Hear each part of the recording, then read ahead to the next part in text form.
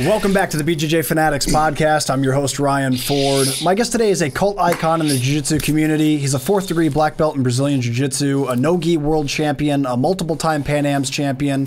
He currently teaches at La Miranda Jiu-Jitsu in Lafayette, California, just outside of San Francisco.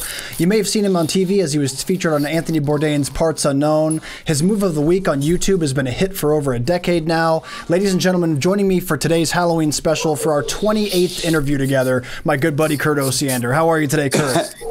What's up? How's it going? I'm good, man. I'm good. How are you doing? I am sitting here where it's definitely changed to fall and the temperature's dropping, and I fucking hate winter. You don't like it.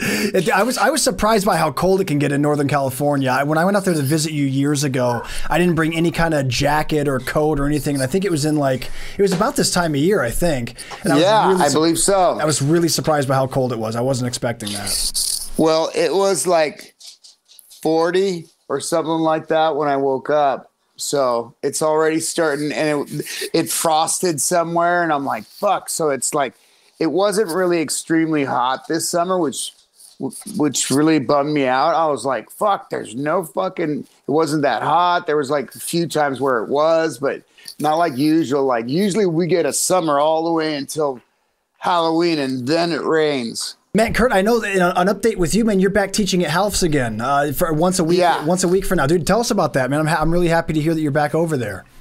I'm doing the Saturday group class at 9 a.m. and it goes until about like 11 or something like that. But yeah, I started teaching back there, and so I get the Saturday class. Excellent, man. How did that happen? Half just reached out randomly to you, or what? He called me and he said, "Hey, motherfucker, you're gonna come in." In perfect Half fashion too. Yeah. Yeah, he's all, "Hey, you're gonna come and do the Saturday class," and I'm like, "All right." He goes, "Don't fuck around." That's great. That's awesome, man. Well, I'm really happy to hear you're back over there, man. It probably feels a little weird being back at first, huh? Even though you were there for so long, you've been out for a little while now. So. Yeah. Well, it was cool because the first day I went back, everybody heard, and everybody came out of the woodwork who hasn't been training because I left and stuff like that, and they came back, and I saw a lot of people that I haven't seen in a long time, like that I raised from white to black belt and shit like that. And so it was nice to see everybody. That's outstanding, dude. Well, dude, it's good to see you here again, and we're continuing our Halloween special tradition that you and I have. Exactly. For anyone that's been following the show long enough, you know that back when it was Grappling Central podcast, we used to do a Halloween special every year with Kurt, and I want to keep that going. I want to keep that tradition alive. This month also actually marks the 8-year anniversary of the podcast. So for anyone out there that's been listening this long, I really do appreciate it. Kurt, you were actually episode number 3 of the podcast, and we're closing in on 600 episodes now, so you've been a huge part of the show. I really appreciate you over the years, always providing your special level of entertainment, man. I really do appreciate it. Yeah, well, I enjoy talking to you. That's awesome. It means a lot, brother. Well, dudes, on the note of Halloween, man, or do you have any plans for Halloween? I know you've told all kinds of shenanigans. I'm teaching on Halloween night. Okay, cool, nice. I'm doing at La Miranda, I'm doing the 5 to 6 fundamentals, and then 6 until whenever, it'll have like warm up, and it'll be a regular class. It'll go warm up, technique, and then sparring. Nice. Perfect. So that's good that you're not going to be at home, because I know that you have your own tradition in San Francisco of scaring children that come to your house. So sometimes we've heard many stories of like paper mache masks and gladiator outfits. So the kids in your neighborhood this year. I'm going to wear that. I'm wearing that to the training session. I expect nothing less, bro. That's excellent. That's awesome. I figure I'll try to scare some kids there. Yeah, right. There's children. You can always find kids somewhere, man. Exactly. There's victims aplenty if you just know where to look. Yep. Man, Kurt, what are some of your like every town, every city has like their local urban legends and hauntings and stuff. What are some of the common ones in San Francisco? Well, San Francisco actually has a few places. There's this one hotel that's on Market Street, and I had seen it on one of the shows where they go in there and they're like, "Hello, if there's a spirit here, make my light go off. And he's like, click. You know what I'm saying? And he goes, click, click. It's like turns off the flashlight. Totally and he's like, oh my God. Yeah. If you're satanic, turn on my flashlight. Yeah. So needless to say, I forget what the hotel is called, but it was like an old hotel. And they had like, oh, it's been here since like the fire and, you know, and the earthquake of San Francisco. And then it was fixed up. And it's like, it's pretty like, if you go in there, it's like old time opulent. Yeah. You know what I'm saying? So there's a lot of detail and stuff like that. And so I had heard that there was ghosts there, and I'm like, dude. And they're like, Kurt, where are you going? And I'm going to go up to Market Street and check out this hotel. They say it's haunted. And this is when Crispin was there. I forget who went too. I forget who it was. I think it was Crispin and maybe Crosley, and then. Yeah, I don't remember, but I know Crispin was there. But he's like, "Oh, really? I'm going." So I got these guys going up the street and going to check out this hotel, and they're like, they're not gonna just let you walk around. I'm all, look, just act normal and pretend like you're staying here, and we'll walk right through. And they're like, what the fuck? And I'm all, look, if you act normal, they won't stop you.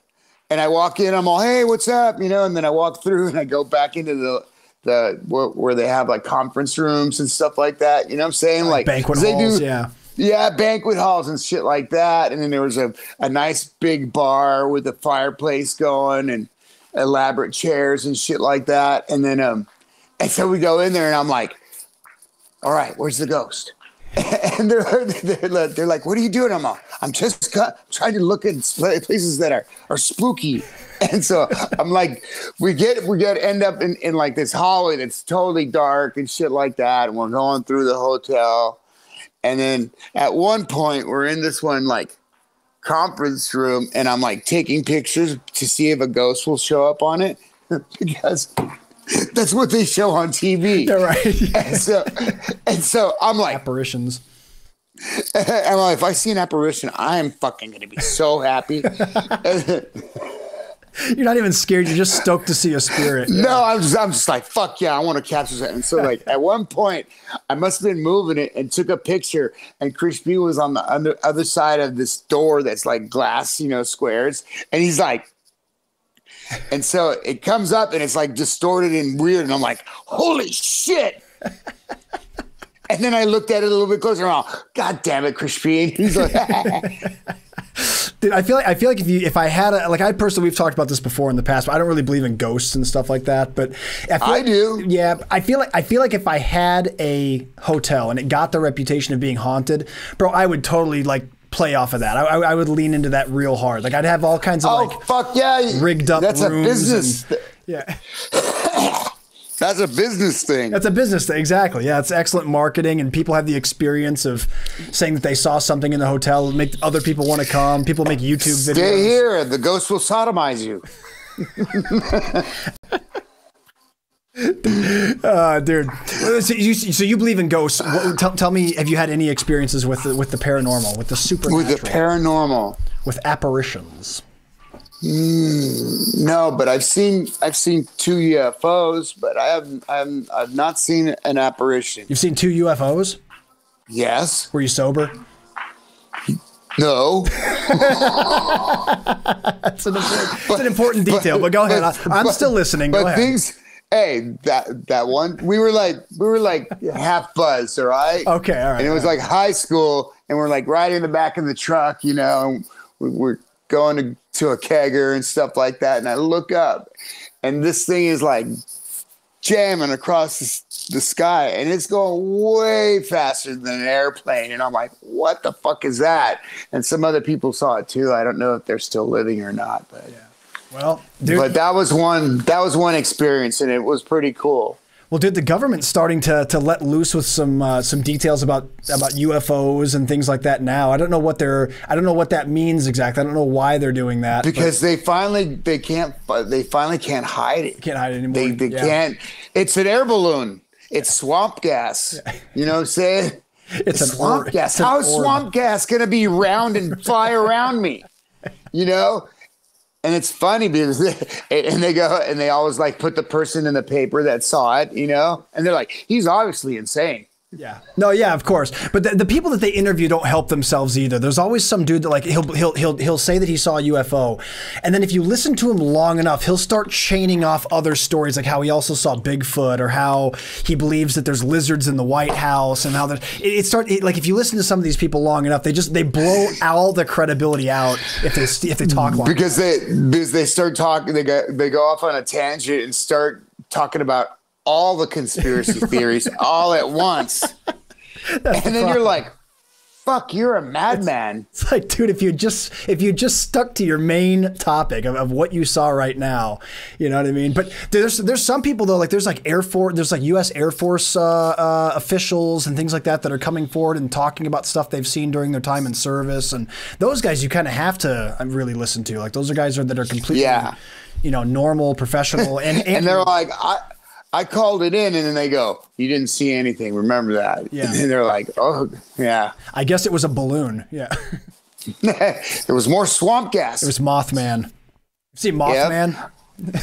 Yeah. Yeah, Mothman. No, I've been watching. I watch all that shit, Ryan. I don't think you're saying. I've been into the UFO thing for so long. It's not even funny. But the new thing was like, then everybody started hunting Bigfoot again, and like looking for him, and cryptozoology and all this shit. And I think it's just fucking cooler than shit, because lately they've been catching him on camera again. Yeah. So there's like new footage besides that old one where it's like, yeah. But they're like, that's fucking real. And they're like, that's not somebody in a suit. You can see the fucking muscle underneath the fucking hair changing as it moves, you know? Yeah. The problem I have with it now, though, dude, is now the place that we're in now in time is we've got AI, we've got CGI, and we've got AI and CGI that's accessible to everyday people if you know how to use a computer. So like now when you're looking at something, yeah, it looks really credible, but it's like, dude, did someone mess with this on like, After Effects? Did someone use CGI? And now with AI, I mean, geez, you can do all kinds of crazy shit with AI. Yeah, because there's some cool shit. They show this one, and the guy's like by Louisiana or Alabama over there near the all the swamp and wooded area, the Huntsman's Paradise and shit like that. And he's like walking through, and all of a sudden he starts looking, and there's a fucking skunk ape, which is like a relative of the Sasquatch, and it's fucking huge, and it's a little bit ways like 100 yards that way, and it's sitting on a fucking on a log, and it's by the water, and it's tearing bark off a tree, and it's fucking like eating the soft inside, and then throwing the fucking shit away, and then peeling the fucking tree again like it's nothing, because the bark is like this thick, and he's just like, don't bears throws it. Don't bears do that too, though? It couldn't have been a bear.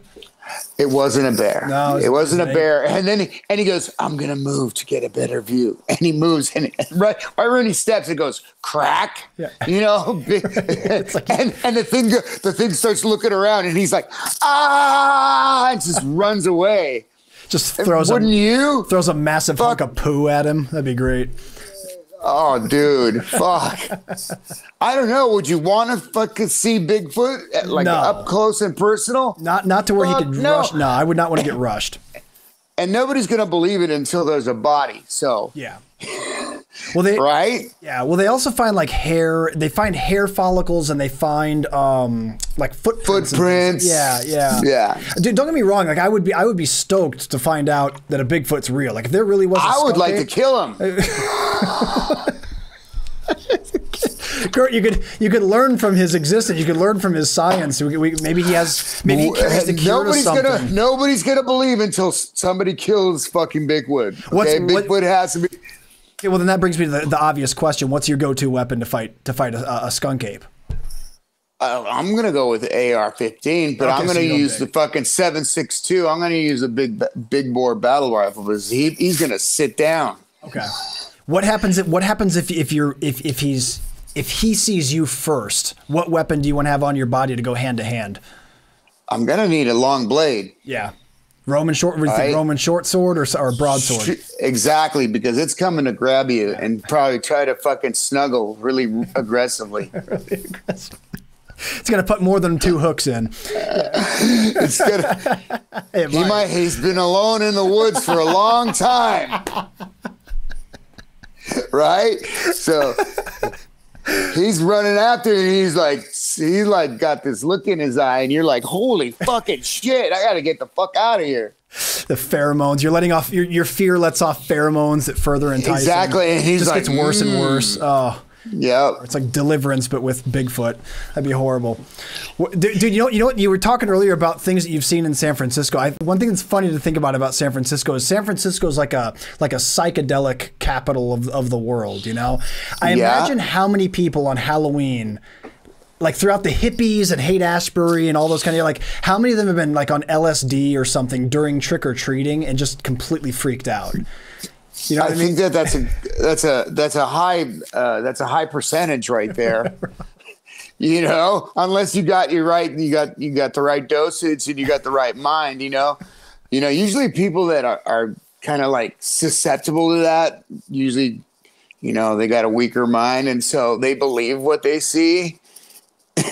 Right. And then, but if you're a vet, you know, if you know how to handle, like, sometimes acid is different, you know, and it can make you trip balls a different way or get really anxious. Yeah, I imagine that if you're out on Halloween and forgot that it was Halloween, and someone out there that's into psychedelics was just walking around San Francisco, and all of a sudden there's Halloween shit everywhere, that'd turn into a bad trip real quick, I think. Yeah, especially when shit starts melting and stuff. Right.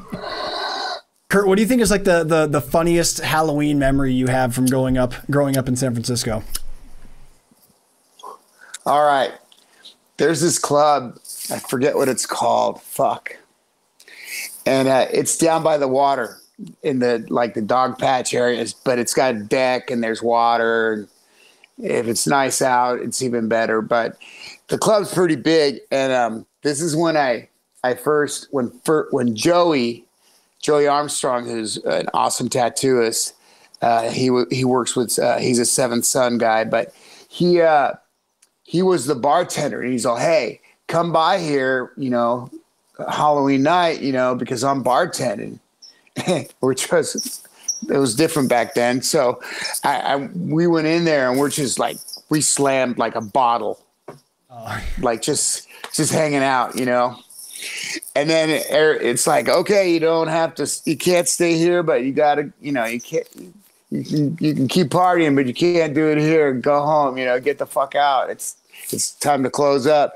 And so we leave, and we're like, fuck, let's call a cab. And I'm like, fuck, there's no fucking cabs over here. We just got to walk a few blocks this way. And so we're walking along, and I'm like, fuck, I'm kind of not high enough. And so it had just rained, and I'm like, okay. And so I took a tab of ecstasy, and I fucking just took the rain puddle and drank some of that and fucking powered down the fucking tablet, you know, and then started walking again. Oh my God. My friends are like, you can't do that. I'm all, it's the rain is clean, and they're like, the ground is not. I'm not drinking the ground. I was drinking the water on top. Oh my God, dude. You're lucky to be alive. You're lucky you didn't have a tapeworm for the rest of your life. Who knows? Right. Oh man, Kurt. Normally we'd play the pummel, but dude, I got a different game for you today. This is going to be the Would You Rather game. Excellent. Yeah, because you've done the pummel. You've done the pummel so many times. I don't think I have any new questions for you. So we're gonna do the. I like it though. No, I know it's fun, but I got the Would You Rather game here. Hang on one second. I got some questions that have been pulled from around the internet, Reddit, other places. And we're going to read these off to you. So, all right, Kurt, question 1 for the Would You Rather game. Who would you rather call for financial advice? Bruce Wayne, Scrooge McDuck, Tony Stark, Richie Rich, or Mr. Burns from The Simpsons? Fuck. Wayne. Can't go wrong with Batman. He's got all that money to fucking make killer shit. So yeah, exactly. You know, Mr. Burns too, though. Mr. Burns always has all kinds of crazy like trap doors and like packs of dogs he sicks on people. I feel like he's got some cool assets he's built up with his funds. Richie Rich is just a kid, so I wouldn't ask him anything. And Scrooge McDuck's a duck. I'm not going to talk to a duck. Tony Stark. Who's the Stark? Tony Stark is Iron Man. Ah. So he makes cool shit too. He's kind of on the same Batman. Him and Batman are actually kind of kindred spirits, man. They're not. They don't have any superpowers. They're just rich dudes with technology. Multimillionaires. Yeah, exactly. Well, yeah, just kick-ass multimillionaires. You know, that's kind of cool. All right, which dangerous thing would you do for $1 million? Would you rather try to pet a great white shark from a boat? You have to touch it. Be locked in the same cage naked with a horny pansexual sex offender for an hour? Who's writing this? Cross a minefield in Laos, or be a major league baseball catcher, but you can only use a glove, no other protective equipment. Oh fuck! I would rather pet a great white. Yeah, that's because it's coming up and it's gonna fucking do a drive-by and I'm gonna go slap right on top of his fucking head, just smack him. Smack the fin. That's the one I don't think I could do though. My phobia with sharks. I think I'd probably have to do the MLB catcher with only a glove. But even then, that's risky, man. If you get hit in the wrong spot, you have to make sure you have good head. If you don't get the face gear either, right? No, nothing. That's part, right? Nothing. I might do that because that's what I used to play. I used to play catcher, and so, but man, you get tagged. It's because if he's throwing a fucking fastball, it's anywhere from like, I don't know, 70. It depends if it's a child. No, these are major league players. Major league players is what they're talking about. Right. So it's coming 80 plus. Yeah, for sure. If you get hit, you're in trouble. If it hits you in the balls, you're going to have a real bad day. You're going to have your balls are going to shrink. But that just shows how afraid of sharks I am. I would still go with that over trying to touch a great white. Those people that get in shark cages and stuff, those people are mentally ill, man. I would never. Dude, I was asking about that when I was in Australia. Yeah. And they're like, yeah, it's like this much. And I'm all, I don't have that kind of money. Money on my death. Yeah. On almost death experience, fuck. Have you seen the one where they were in a plexiglass and the bottom broke? The shark came from underneath and hit the plexiglass on the bottom, and the whole panel. But they all do that. They always do that. When they fucking attack you, they come at such an angle that, right? Dude, there's no way. There's no amount of money you could give me to make me do anything like that. There's no way. So, yeah, major league ball for me. But you touch the shark, or are you going to go with major league ball? I slap the shark. You slap the shark. There's right in his head. Important distinction. You slap the shark, not touch it. All right. Which group would you rather survive a zombie apocalypse with? A group of middle-aged folks, a group of elderly folks, or a family with 6 kids? I'm going with the first one. Middle-aged group. Yeah. That's probably the right one to go. The other ones are going to be there's going to be a lot of people left behind. Too much liability. Yeah, too much liability. Yeah, I feel you. I feel you on that one 100%. Let's see. Would you rather have a magic van that you can teleport anywhere in the world to, or a magic ring that when it touches a book, you absorb all the knowledge? Knowledge is really cool. You could use the knowledge to make money to travel anywhere, right? That's you could do you got a lot. Yeah, I mean, if it was sensible, Kurt, he would go for the ring that absorbs knowledge. Yeah, right. But Kurt would take the magic van and go all over the world and party. How would you decorate the van if it was going to be the Kurt world traveling van? I would make it into a new Scooby van. You know what I'm saying? Right, yeah. Like a mystery machine. Yeah. That'd be great. I'd totally retro it out and put big tires on it and jack it up. Would you go with the flower? Put a fin. Yeah. No, I wouldn't do the flower part, but I'd do the fin and everything else. That'd be awesome. The shag carpet. That'd be great. Rotating bed, the whole thing. Yeah. Would you rather scale yourself? Would you rather have the power to scale yourself down to the size of a housefly or up to the size of a blue whale? Huh. So I could either go very small or very big. Yeah. You could either be like Godzilla walking through the city, or you could be a housefly size. I would have the larger. Okay. What would you do with such powers? I would smash cities like Godzilla.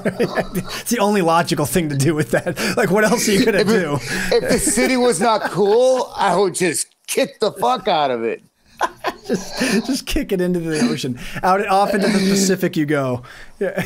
It's like, fuck, you guys weren't cool. Let's see. Here, let's do some Halloween stuff. So if you could conjure an animal familiar, what animal would you choose to do your bidding?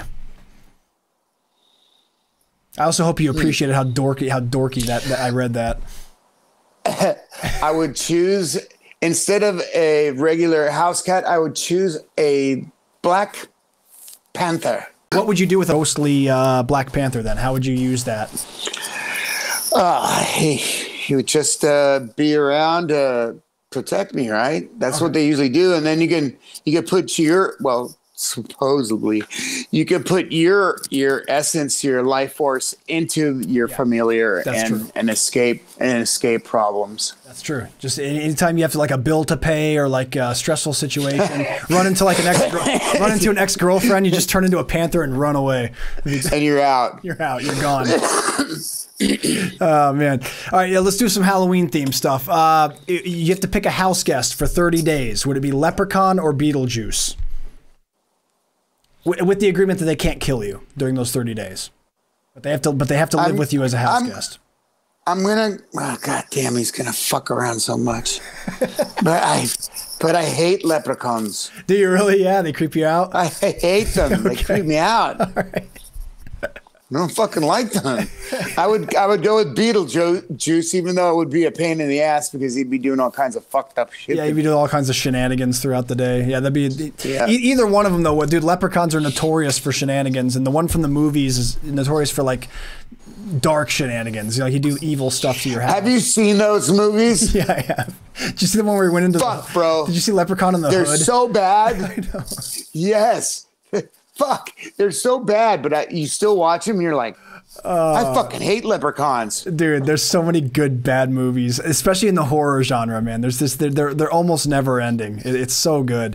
Did you ever see the Chucky clip where the dubbed Spanish Chucky clip? No. Oh, dude. Oh, okay. You know, all right. So we're gonna stop the Would You Rather game. Congratulations, you win, Kurt. You got all the answers. Yes. You answered all the Excellent. answers. I don't know how you win the Would You Rather game. The pummel, you get your double underhooks. The Would You Rather, I don't know. Anyway, something new I want to bring to the show, guys. This is something I want to try to do every time Kurt's on. It's an unveiling here. It's called BJJ Fanatics Podcast Theater. So I am going to play some clips here. Now, if you guys are listening to the audio version of the show, you'll want to switch over to YouTube to get the full effect. But I think you guys listening audio only can still enjoy this. You haven't seen the Chucky in Spanish thing? No. Oh, dude, it's the cry laughing at this. Hang on. What does he go? Nosotros tenemos alguien para matar. Yeah, it's the scene where the mom realizes that the doll's operating without batteries. So there's that classic scene where she starts threatening to throw him in the fireplace, and he has no batteries, and all of a sudden he comes alive. So this is the first time you see Chucky. You bitch! Yeah, exactly. That classic scene. Exactly. A ver, hijo de la chingada, deja de estar viendo memes, pendejo. Uh-oh. A la verga, me vale No verga, perro. Y cállate a la verga, hija de su puta madre. Ay, La verga, su puta. con la verga. It's so good. It's so much better than the original, dude. It's so much better than the original. Yeah, that classic, dude. Chucky's a classic, though, man. That's like one of those movies. I feel like Leprechaun. You mentioned the Leprechaun movies. The first Leprechaun seemed like they were making a serious attempt to do like a scary movie, and then it just got sillier and sillier as it went on until they had. Yeah, it got really silly. They had like Leprechaun in the Hood, and then I think they had Leprechaun in Space. It got really stupid. But the Child's Play movies, I think. They got kind of silly towards the end, but those were still kind of classics. Yeah. What are your favorite like scary movies? What are your favorite horror movies? Man. Or favorite scenes from a horror movie? I grew up like the first horror movie. It was Exorcist. That scared the shit out of me. Exorcist was a good one. Exorcist, you know, holy fucking crap. Yeah. And my parents were like, "We're gonna go to a movie tonight," and I'm like, in the fucking theater. You know, so good. It's not real, and I'm like, But yeah, when you're a kid, you don't understand that. It looks. And then looks Jaws, so, yeah. Jaws. I saw Jaws, and then that traumatized me. Jaws is the reason I have my shark phobia. That's the number one reason above everything else. That's why I took up surfing. Yeah, yeah. That's why I've never tried surfing. That's the problem. I can't do it. I can't. Yeah, man. I have a friend, and he knows all the big wave guys, and so they brought him in to do the conditioning class when I was teaching, and I'm all, have you ever had like an incident with a shark? And he's like, oh yeah, he was. I was paddling out there, and it was low tide, and so all of a sudden something bumps into me, and he's like, what the fuck? And he paddles over, and so it's low tide, so the reef, rocks and reef are like 4 feet, 2 feet, whatever the water is covering it. And he goes over that and stands at it. And all of a sudden there's a big, huge great white with a fin sticking out. And it's just circling, but it's low tide. So it's not deep enough for it to go on, because in truth, they're able to go in like 1 meter of water. Yeah. So he's oh great, okay. you had the glasses on for too long. You couldn't hide them long enough. That time. I know. You couldn't. But maybe nobody noticed. Maybe no one noticed, Kurt. I promise. So anyway, see, dude. So the guy has a great white circling him. That would have been. I would have passed out. I would have passed out shitting myself if that happened to me. Well, those guys are kind of. They're used different, to it, like they're used to it. Yeah. No, he's like, yeah. He goes, yeah. Jaws was a fucker. Dude, Jaws is what caused my phobia for sharks. I can't deal with it. And the funny thing about that too is growing up I didn't have cable as a kid. We had just like basic TV. So TBS was the channel we always had access to, and they probably played that like once a week. Like I swear every summer it was just on every week. That and like RoboCop. In fact, RoboCop has a scene that was pretty creepy that freaked me and my brother out, especially my little brother. He was real afraid of the scene where he's chasing the guys and they crash into like a toxic waste bin. Do you remember that one where the guy's like melting? Do you remember that scene? Let me see if I can pull it here. I'll try to pull it here. I'll try to pull it up. Hang on. Remember this scene? Okay, now I gotcha. Oh, I remember him. This is the first one. Yeah. Right? Yes. That's the guy who's like, we killed you. We killed you. And now he comes out. He's gonna come out of the toxic waste. It was pretty good effects for the time, man. This was like 1983. Oh, dude. Yeah. That's when I got out of high school. Yeah. So it's not bad for the time. And here comes you know who the bad guy in this one was? Red Foreman from that '70s show. This is one of like his first films. See, remember him from that '70s show? That '70s show. Oh yeah, he's the dad. Bald guy. Yeah, he's the dad. Always calling everybody dumbass. He's all, yeah, I like to sell heroin. Can you fly? See, look at this. That was pretty good graphics for the time, dude. But that scene freaked my brother out. Like my brother had to like run away into the other room and find my mom. This was just always on TV. He gets splattered here in a second. Watch this. It's actually Red Foreman. I keep calling him Red Foreman. Here we go. Splash. Oh, that was good. That was good. I like that he like disintegrated and his head continued. Yeah, exactly. Yeah, dude, there's some good, like if you had even if you didn't have cable, there were still some good movies that would play regularly. But dude, yeah, Jaws, RoboCop. I'm trying to think of what else was really good. Like what were your favorite shows that were pretty scary back in the day? There were some good like sci-fi and horror shows that were pretty good. What did I use? Dude, I grew up like watching Wild Wild West. Yeah, okay. Which is not horror, but it's like action adventure. And then I used to watch Star Trek. Yeah. Of course. And then when I was little, we used to watch The Partridge Family. Yeah, okay. That's way before you. The variety shows and stuff, yeah. Yeah, there was all kinds of crazy shows on back then that were like totally politically incorrect, right? Dude, you know what was a good show back in the day too was XFiles. Did you watch XFiles? Oh, yeah. X-Files had an episode, I remember it was actually on Halloween. This is probably, God, what year would that have been? Like 97, 98 maybe? Where this episode was so scary they banned it from TV moving forward. Did you ever see that one? It was about the inbred family. The episode I think was called Home.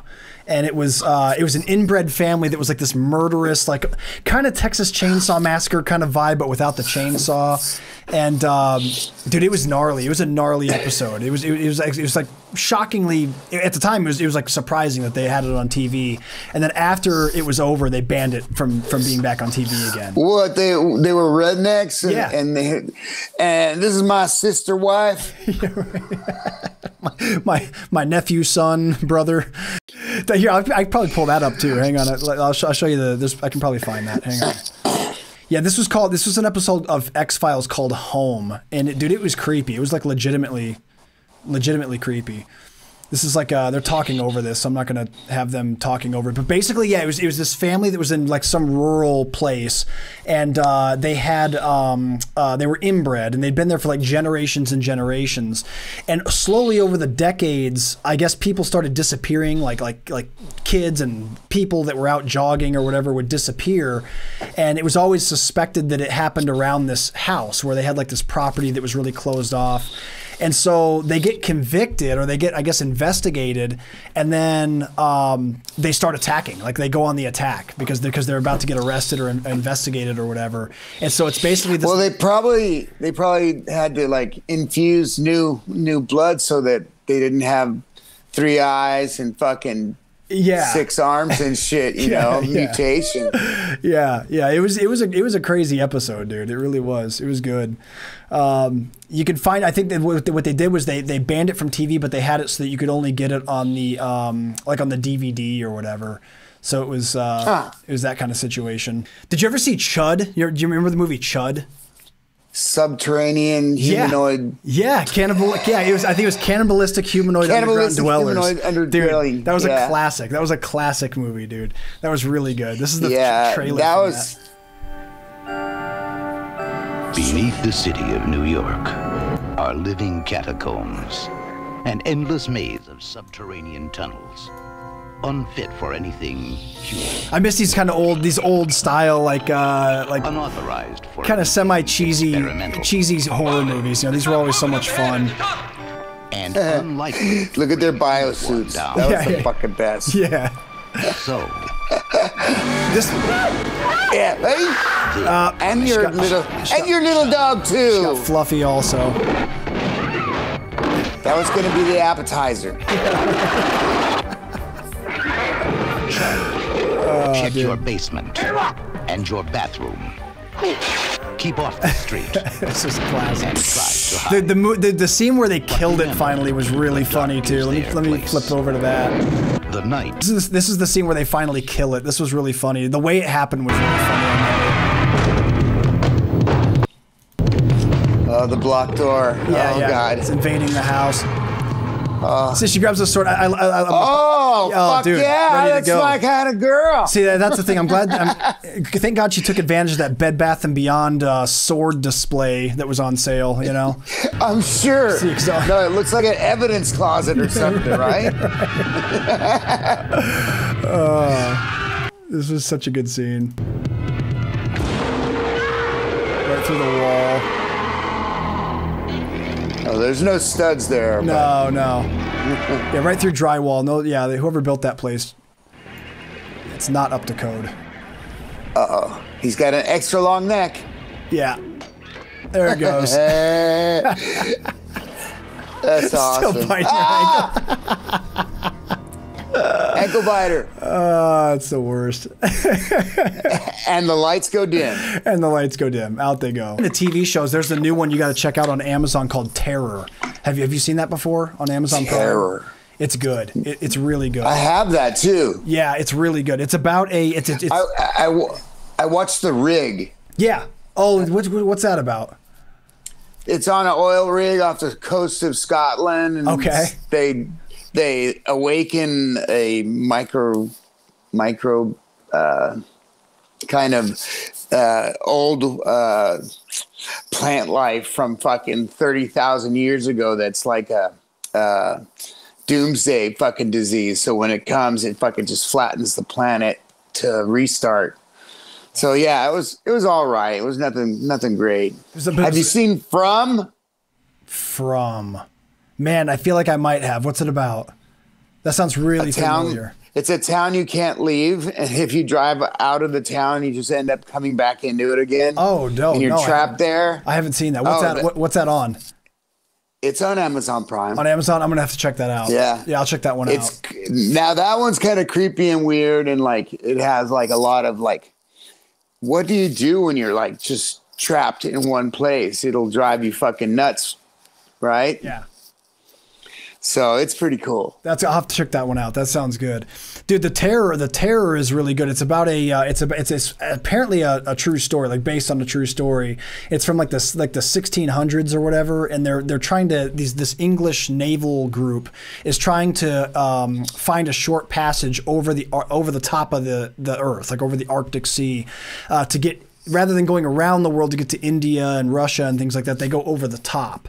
And the problem is that if you pick the wrong time of year to do that, it gets frozen solid into like a giant, like it's like its own country up there, basically, of just ice.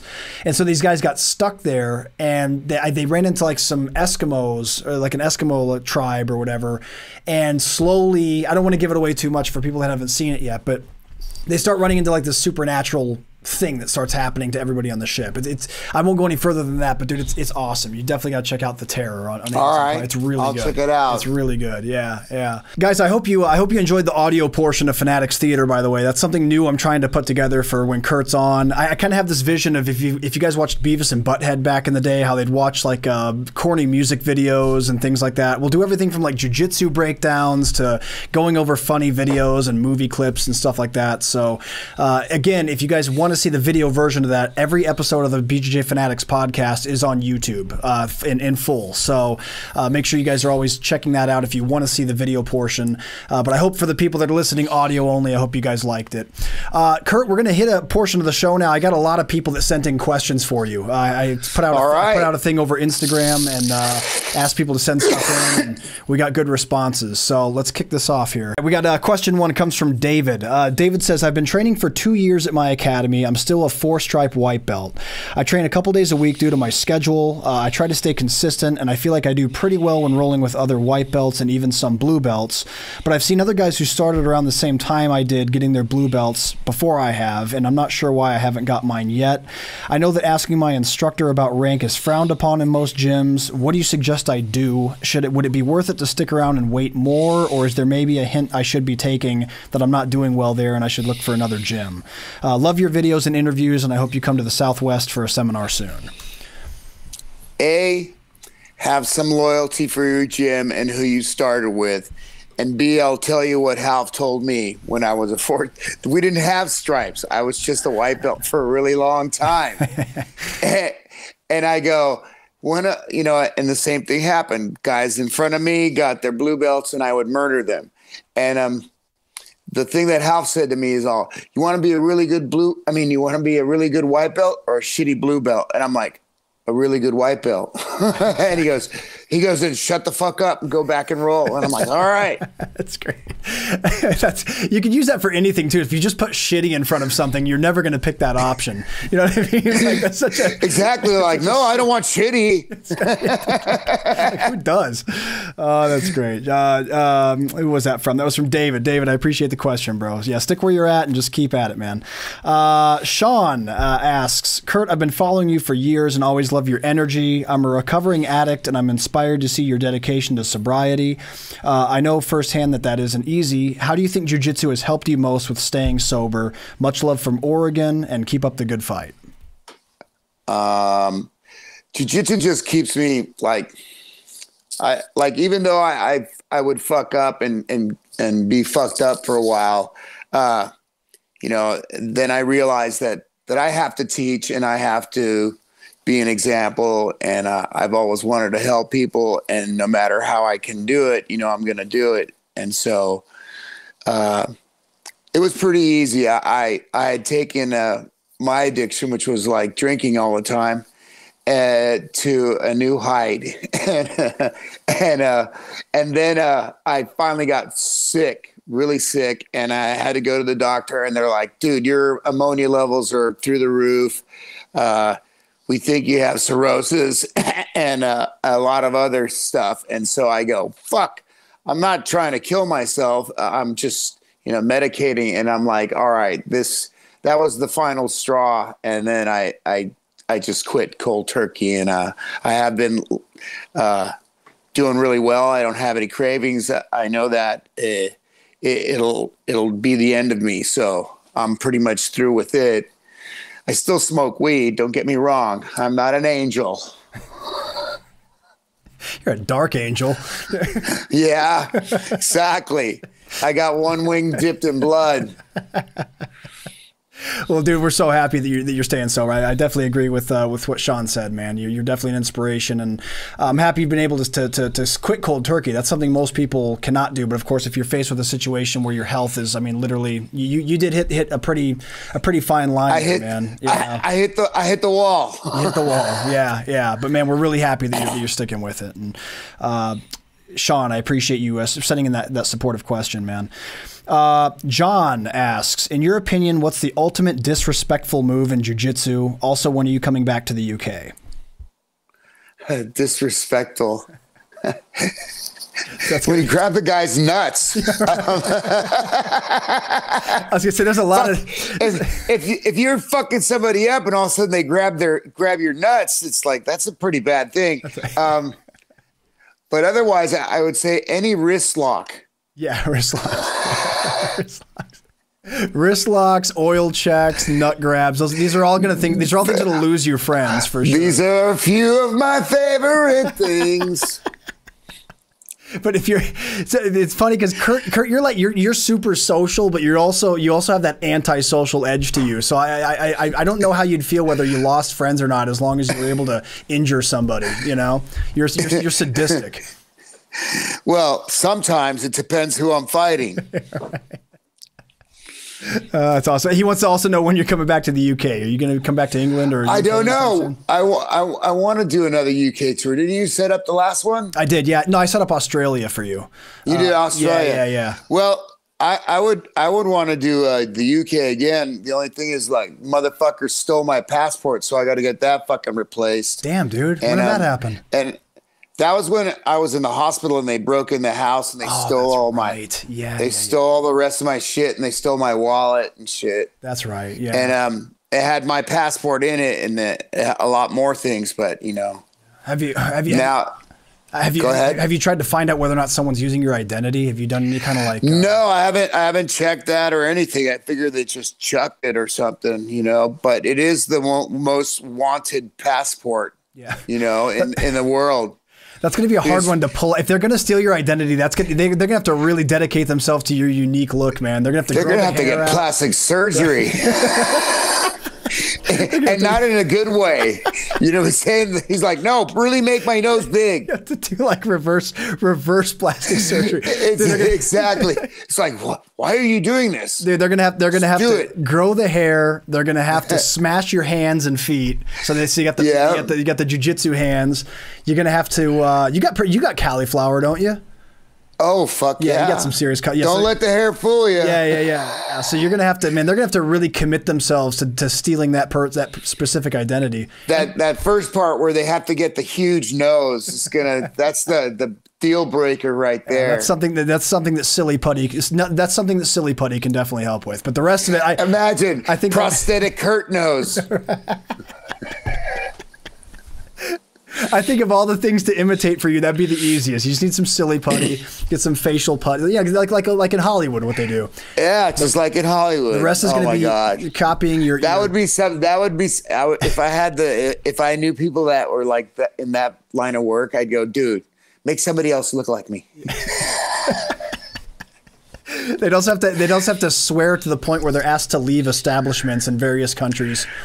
Yeah, and like they'd have to really commit themselves to the act. You know what? When, like I told you before, but like before when I was at one in Bangkok, all these Japanese guys in parkas and high top fucking Nikes ran up to me and they're like, Craig Rita, you Craig, come on, Clay Guida.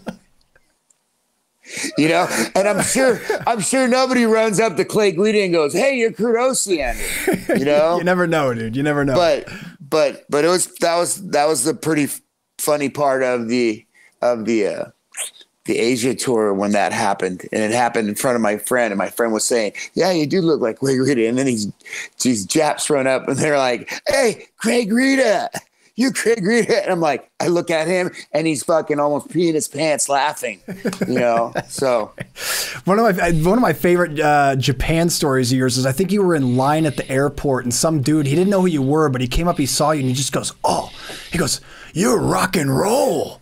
Like he thought you were a rocker. Yeah. He thought you were like a rock star. Yep. He didn't know who you were. He could sense that there was something about you, that you were a rock guy. Yeah. If you look like a musician over there, people look at you when you're walking down the street. Yeah. They just assume you're someone from some band. Yeah. Yeah.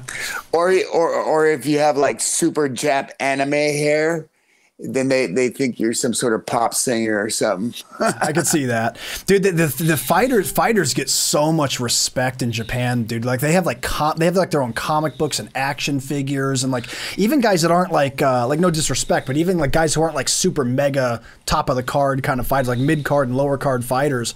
They end up discovering like, hey, there's a comic book about you, or there's like at least something that references you in like one of those graphic novels or like an action figure.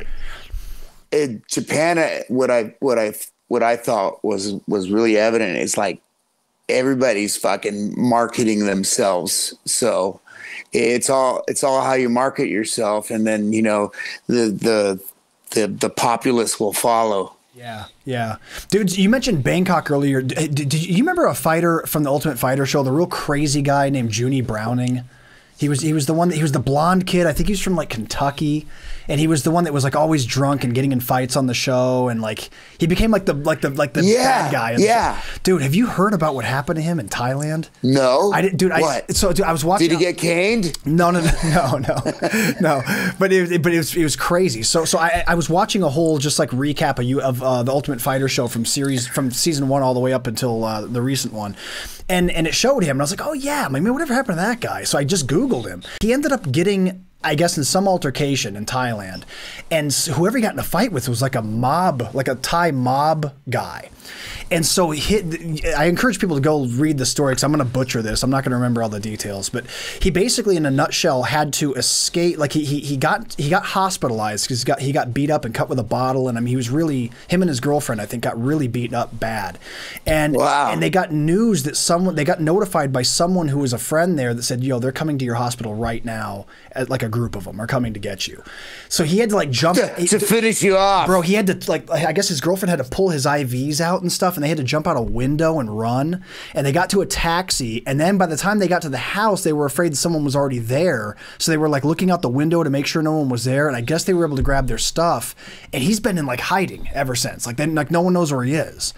So it's this what in Thailand? I would say leave fucking Thailand. Yeah, right. No, he made it out of Thailand, I think. But he's like hiding in the U.S. I assume in the U.S. But I didn't know. I know you're a big fan. You watch the Ultimate Fighter and stuff. So I didn't know if you remember that kid. But I just read that like 2 days ago online. Wow. I don't think he's got too much to worry about. You know. Unless they really got the juice, you know, to send fucking assassins, shit like that. Yeah, when you see like someone chasing you internationally, like that's usually like it's usually big money. Like you owe someone a lot of money, and they had an example. So I mean, that would be quite costly. And I mean, though he did lose some face because of the fight, maybe he did punch the guy really good, and fucking that's why the rest of the guys jumped in, and usually that's what you'll get. You know. Yeah, I think that if it's over a scrap like that, I doubt they'll chase him internationally. But hey, that's not just in Thailand. That if you fucking start a fight in fucking San Francisco, you better watch your fucking six, because if you're fucking doing well, somebody else is coming to fucking. Did you hear did you see the whole thing about Tupac about that they just caught his killer? Yeah, isn't that crazy? And I guess it's and it's going to go to trial and everything. And Yeah, that's wild. I never thought that. See, if you talk about what you did when, right? Two could keep a secret if the third is dead. Yeah, right. Yeah. That's one of those cases I thought would never get solved. So that was really crazy when they announced that they got a guy convicted or whatever. Well, it's how many years later? Like 20? Well, that was 96. I was in 6th grade. So yeah, that was a really long time ago. Yeah, really long time ago. Hey, okay, here's another question from one of the listeners. It's from Caleb. Caleb says, "What's up, Kurt? Big fan. I've seen pictures of your hands and how much damage they've taken over the years from training. If you could go back, do you think you would have trained more no-gi to prevent that?" It doesn't really matter because quite a few of them happened doing no-gi. Really? Okay. Yeah. Wow. Well, and sometimes guys will fucking grab your more than one digit. Yeah, true. You know what I'm saying? That's the rule. Yeah. You can grab the guy's fingers, but you got to grab more than one. Yeah. And so sometimes it's two and the two go backwards and whatever. Yeah, that's terrible. So no, I don't think it matters which venue you're doing, whether it's gi or no gi. It's basically who you're training with, and there's a bunch of fucking tough motherfuckers that are going really hard. You're gonna sustain damage, and no, I wouldn't change a thing. That's awesome, man. Yeah, it's. I think a lot of people assume that training in the gi would cause more damage than no gi, and I think it probably does. But I hear what you're saying, though. You can just as easily injure your fingers in no-gi, too. Do you think that, what kind of limitations do you have from your hands? Does your hands cause you any limitations in day-to-day life? I can't hold water. Really? You can't hold water? Really? Because there's all kinds of leaks. Oh, you're talking about actually putting water in your hands? I thought you meant like a bottle of water. I was like, damn, dude. If I go to drink water, there's so many leaks. By the time I get there, there's barely any water in my hands. I thought you meant you couldn't drink like a glass or a cup of water. I was like, Dan, do you have to get like a Camelback or something? No, I can hold a glass of water, but if we were like stuck out and like surviving, and I had to drink water really fast down by the fucking river or whatever, I'd be like. Yeah, or on the side of the street curb, like you talked about earlier. Yeah. How'd you pull that off? My hands were so fucked up, and I was that fucked up. So maybe that's what it was. It's the balance. It's the balance of fucked up. There's just different levels. That's so funny, dude. Next question is from George. He says you've brought up big shit. He says you've brought up big shit. Big shit. Yeah, that's exactly. It's just like a giant. It's a giant log of poo. You think the skunk ape smells bad? Yeah, but the fucking shit ape. The shit ape is awful. He's a whole nother level. All right, you brought up Bigfoot on the show a few times and said that you believe in him. If you haven't already, you need to check out Bigfootville. It's focused on a town in Oklahoma where tons of sightings are reported from the people who live there. Definitely check it out, and also ignore Ryan's opinion on the subject. He's clearly a hater and a Squatch denier. Hey, first of all, shut up, George. Secondly, I definitely need a shirt.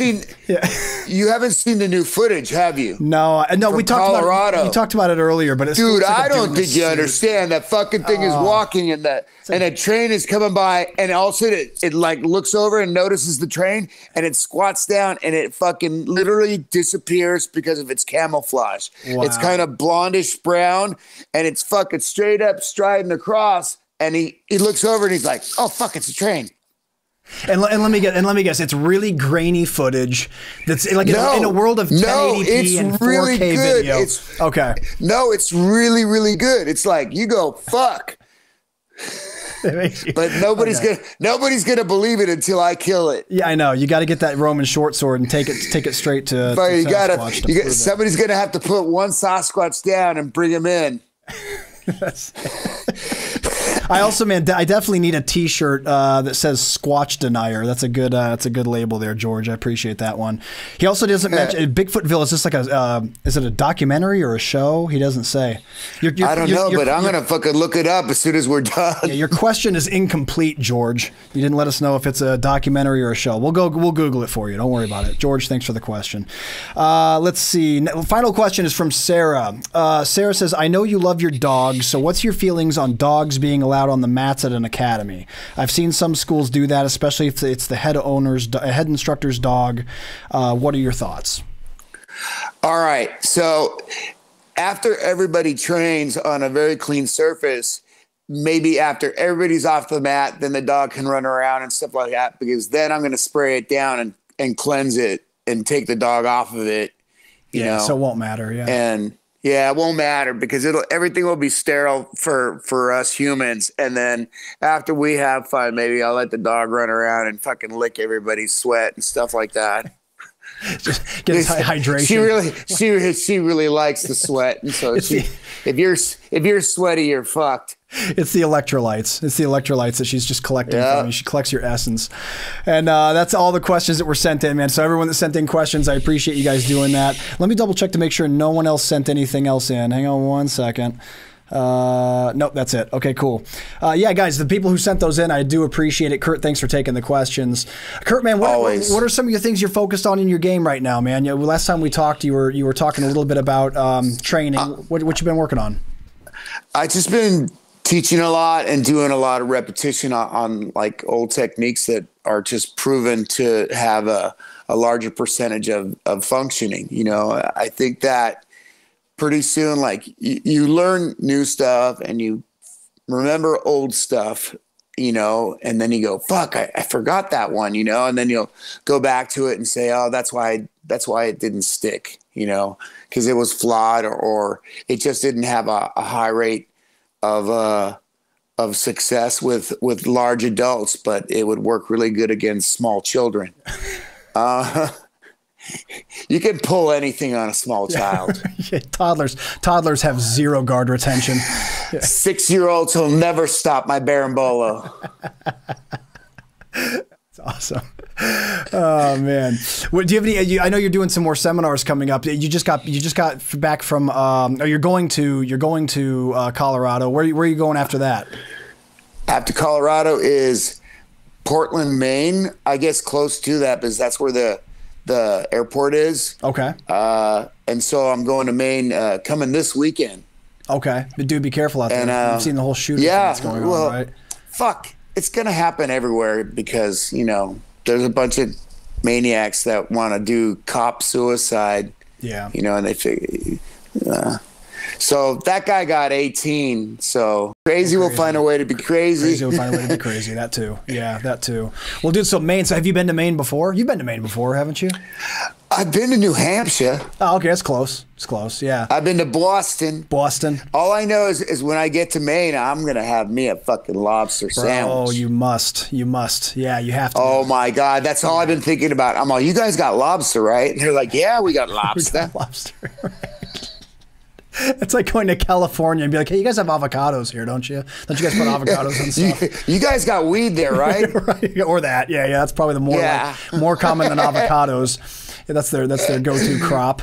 That's our go-to crop. Yeah.